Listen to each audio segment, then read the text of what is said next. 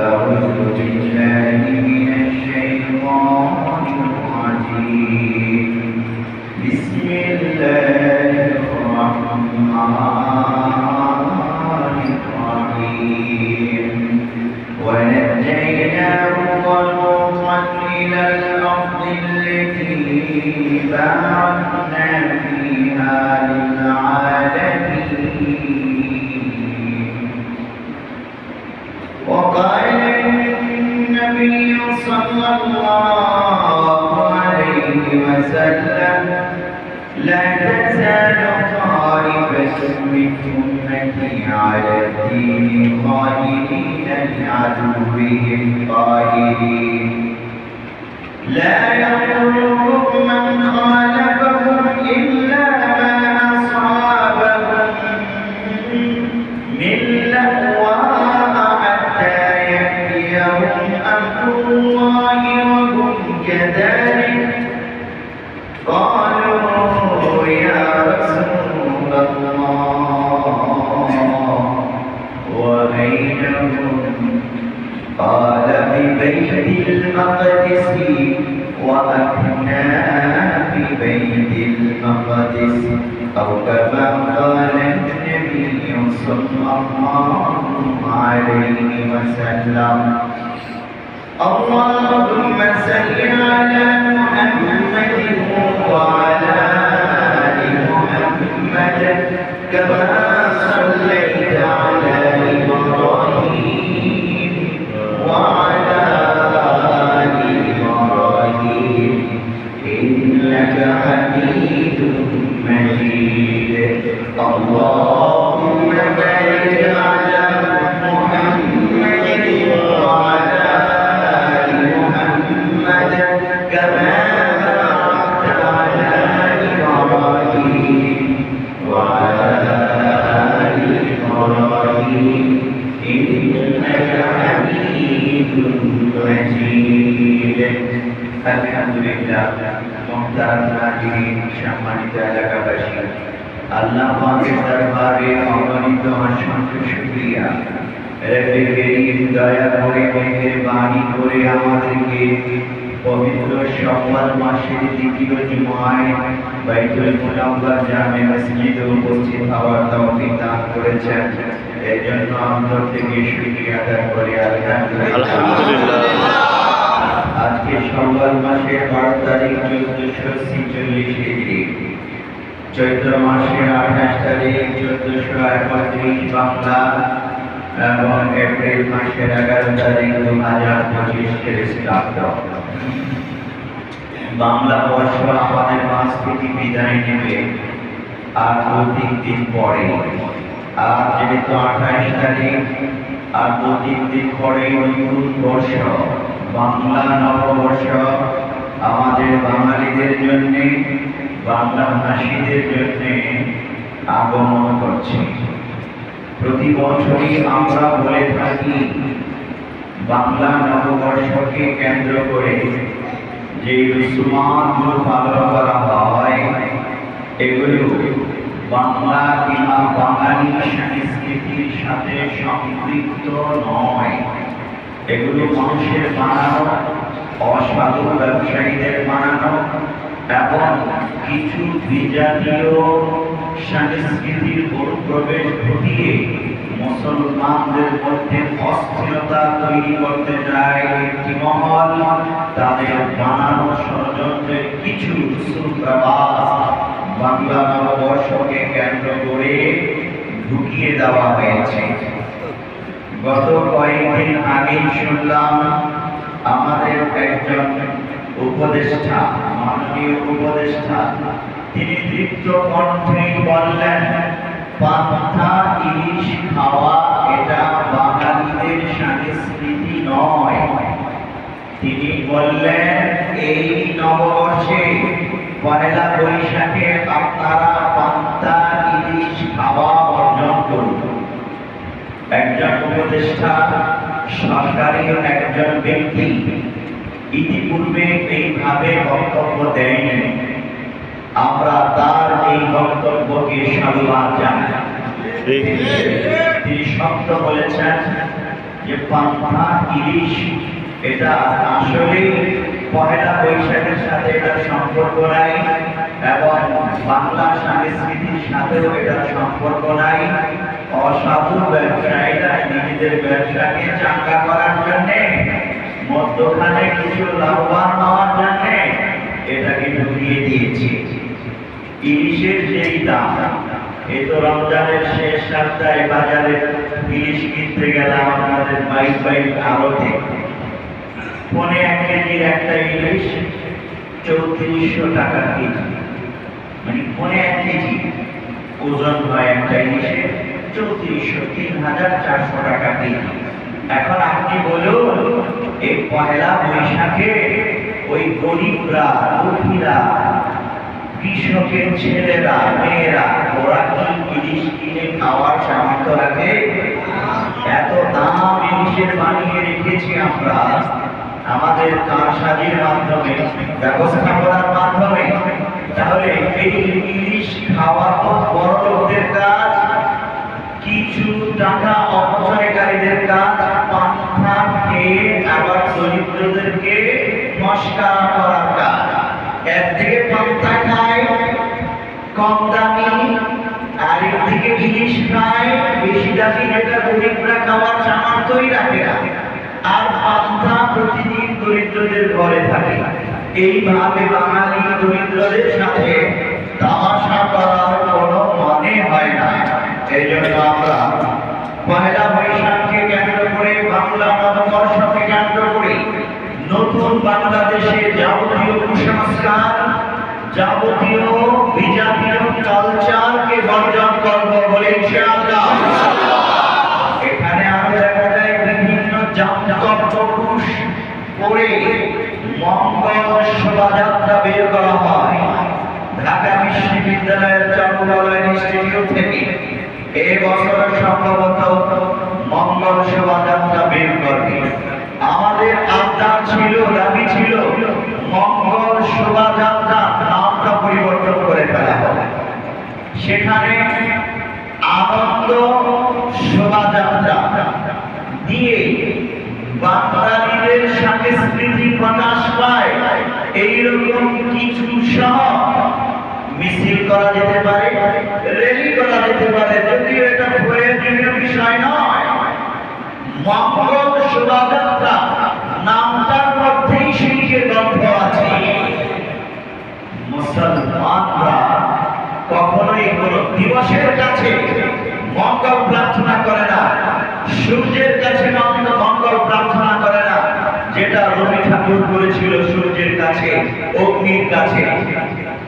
এসো হে বৈশাখ এসো এসো বলে এই গানটার মধ্যে তিনি ওই মূর্তি পূজার কালচার, সূর্য পূজা, অগ্নি পূজার কালচারকে ঢুকিয়ে দিয়েছেন।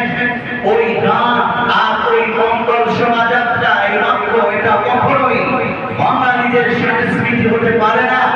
কারণ বাংলা ভাষা, বাংলা শান, মুসলমানরা বাংলা শান আবিষ্কার করেছেন।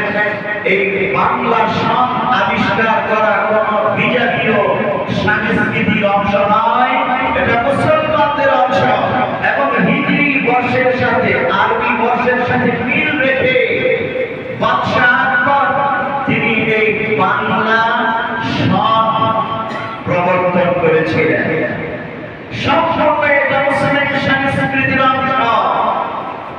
এটাকে শুধু বাঙালি সংস্কৃতি বলার সুযোগ নাই, এটা মুসলিম সংস্কৃতির অংশ।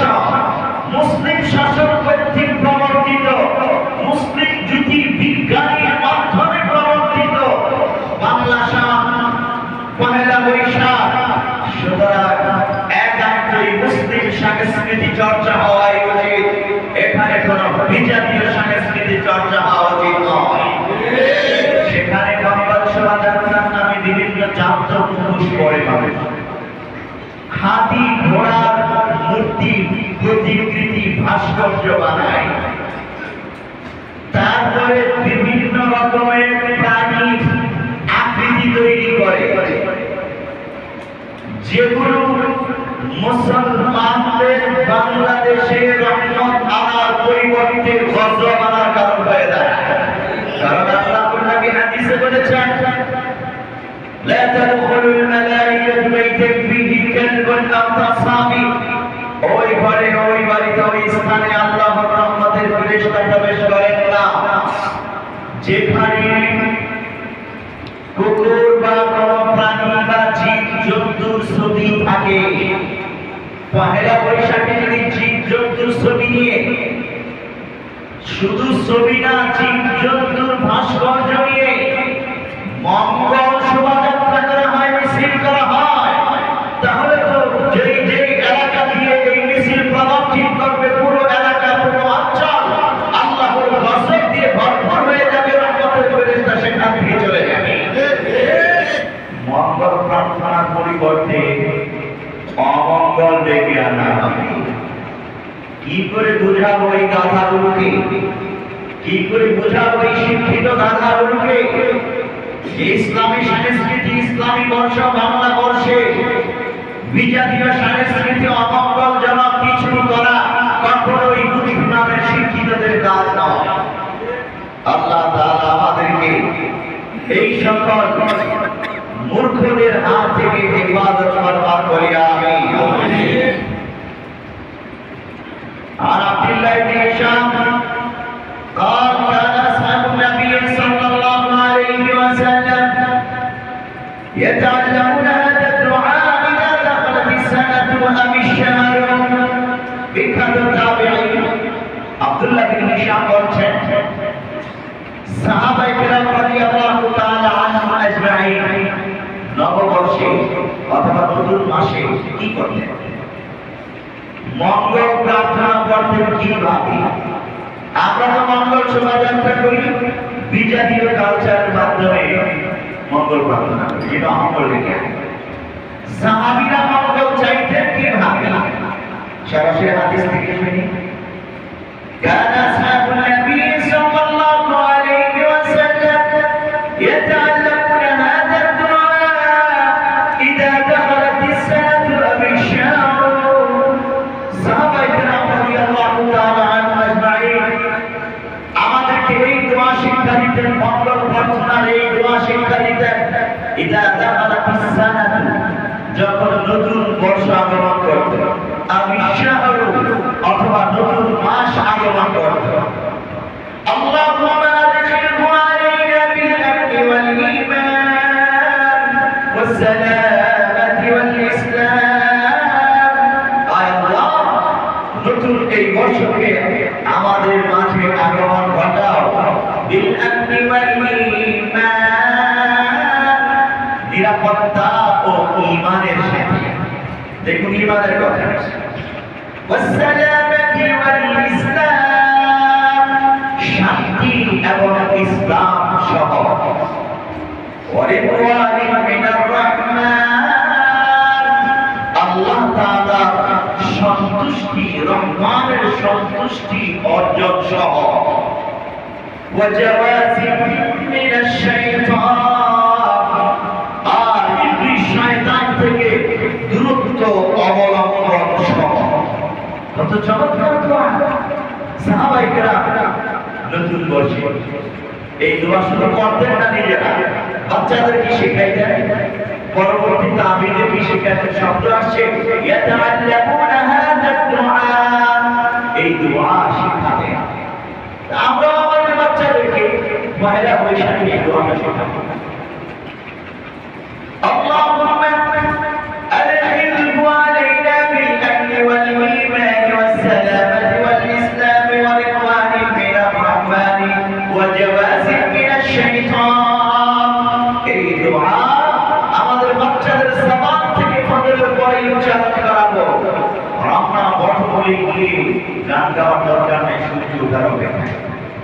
ওটা তো বিজাতীয় সংস্কৃতি, মানুষের ভাষা। জান্তর মুখোশ পরিহার করা হোক, সমস্ত ভাস্কর্য মিছিলে বহন করা, বর্জন করা হোক। এটা বাঙালি সংস্কৃতির বিরোধী কাজ, ইসলামী সংস্কৃতির বিরোধী কাজ। عن عبد الله بن عمرو رضي الله عنه قال حضرت عبد الله بن عمرو رضي الله تعالى عنه থেকে বর্ণিত, তিনি বলেন من بنى ببلاد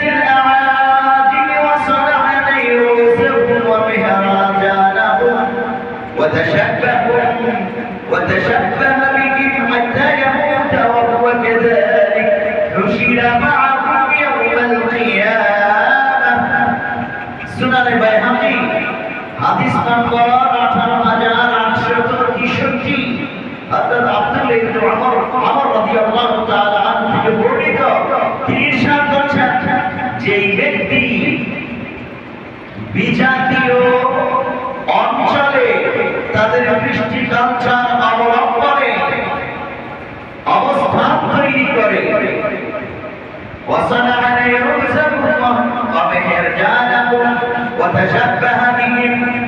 এবং বিজাতীয় নওরোজ নববর্ষ পালন করে তাদের সংস্কৃতি অনুসরণ করে আর ওইটাকে পছন্দ করা অবস্থায় পালন করতে করতে তার একের পর এক বছর যাইতেছে, অবশেষে মৃত্যু আসলো।